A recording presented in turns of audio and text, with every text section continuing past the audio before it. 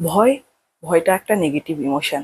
হ্যাঁ, যদি তুমি ভয় পাও তাহলে কিন্তু যে মুহূর্তে তুমি ভয় পাবে সে মুহূর্তে কিন্তু তুমি শক্তিহীন হয়ে পড়বে। ভয়ই কিন্তু জগতের দুঃখের কারণ, তাই কিছুতে ভয় পাওয়া কিন্তু উচিত নয়। আর নিজেকে কখনোই ছোট মনে করো না। আর অন্যের উপর ডিপেন্ড করে না চলাই ভালো। অন্যের উপর ডিপেন্ড করা মানে পরগাছা হয়ে নিজের জীবন ব্যয় করা। জীবনে অনেক সম্পর্ক থাকাটা কিন্তু খুব একটা গুরুত্বপূর্ণ নয়। গুরুত্বপূর্ণ কি, যে সম্পর্কগুলো আছে সেই সম্পর্কগুলোকে মধ্যে জীবন থাকাটাই হচ্ছে অ্যাকচুয়াল দরকার। চেষ্টা করো নিজের চোখে নিজে ভালো হয়ে ওঠা। কারোর চোখে ভালো হওয়ার থেকে নিজের চোখে নিজে যদি ভালো হয়ে ওঠো তার থেকে অতুলনীয় আর কিছু হয় না। নিজের পরিস্থিতি লাইফে যেরকমই আসুক না কেন, সেটার কারণে নিজের স্বপ্নকে কখনোই চেঞ্জ করা উচিত নয়। তো এক্ষেত্রে কি করা উচিত, নিজের স্বপ্নের মতন করে পরিস্থিতির সাথে মোকাবেলা করা উচিত। পরিস্থিতিকে নিজের আয়ত্তে এনে নিজের স্বপ্নের সাথে অ্যাডজাস্ট করে সেটাকে অ্যাচিভ করা উচিত।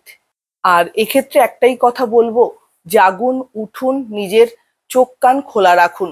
যতক্ষণ না নিজের স্বপ্ন পূরণ হচ্ছে জীবনে, ততক্ষণ অবধি পরিস্থিতির সাথে মোকাবিলা করুন।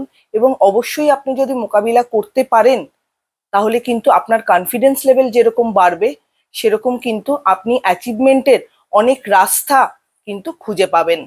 আর যতক্ষণ অবধি না আপনার লক্ষ্য পূরণ হচ্ছে, ততক্ষণ কিন্তু আপনাকে উঠে দাঁড়াতে হবে এবং লড়ে যেতে হবে। আর আপনি সেটাই পাবেন যেটা আপনি পাওয়ার যোগ্য নয়, সেটার জন্য লড়বেন না। যেটা আপনি পাচ্ছেন সেটা মনে করবেন আপনি সেটারই যোগ্য।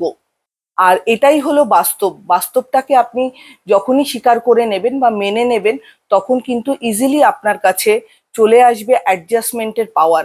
আর এই অ্যাডজাস্টমেন্টের পাওয়ার দিয়েই আপনি কিন্তু সকলের, আপনার যে লক্ষ্য সেটা কিন্তু জয় করতে পারেন। আর কনফিডেন্স লেভেলটা বাড়িয়ে তুলুন। নিজের প্রতি, নিজের জন্য এতটাই কাজ করুন যে লোকে আপনাকে অ্যাজ আ আইডিয়াল হিসাবে আইডেন্টিফাই করতে পারে। নিজের ক্ষমতা বুঝে কাজ করুন। আপনি যে পরিস্থিতি মোকাবিলা করতে চাইছেন সেই পরিস্থিতি অনুযায়ী নিজেকে তৈরি করুন। দেখবেন যে মুহূর্তে আপনি পরিস্থিতির মোকাবিলা করতে পারবেন, সেই মুহূর্তে কিন্তু আপনার নিজস্ব যে আত্মবিশ্বাস সেটা কিন্তু বেড়ে যাবে। এবং নিজের এক্সপিরিয়েন্সের সাথে সেগুলো যদি ডিল করেন, আগের পুরনো ভুলগুলোর থেকে এক্সপিরিয়েন্স নিয়ে সেটা যদি ডিল করেন, তাহলে সেটা কিন্তু আরো তাড়াতাড়ি আপনি সেটার ক্ষেত্রে সাকসেস পাবেন।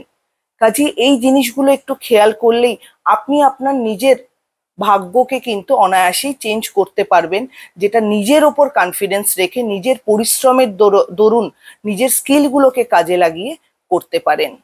তো ভিডিওটা কেমন লাগলো অবশ্যই আমাকে জানাবেন। ভালো লাগলে চ্যানেলটা লাইক অ্যান্ড সাবস্ক্রাইব করে দেবেন। সবাই ভালো থাকবেন, সুস্থ থাকবেন। নমস্কার।